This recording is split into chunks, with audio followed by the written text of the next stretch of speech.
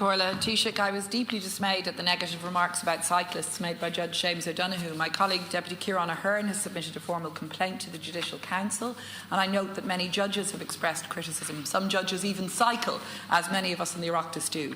But unfortunately, the comments have generated a great deal of negativity. We've seen some scapegoating of cyclists in public discourse, and it was appalling in particular to see the Irish Road Haulage Association using the opportunity to punch down on cyclists this week.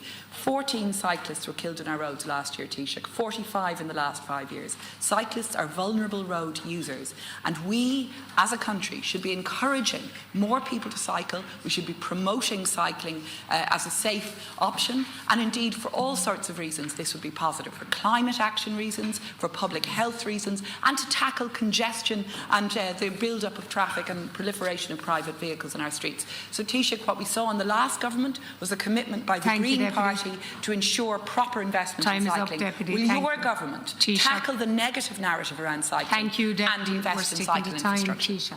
First of all, I think the last government, all parties in the last government invested hugely in cycling, and particularly successive ministers for public expenditure invested very significantly in active travel more generally, and that is to be seen across the country with transformative projects, and that's a good thing.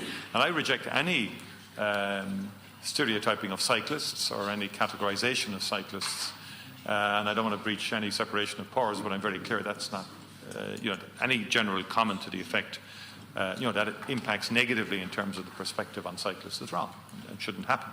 And we should be very clear about the importance of cycling and facilitating cyclists, and also being very careful in terms of contested space on our roads, in terms of making sure that we protect cyclists.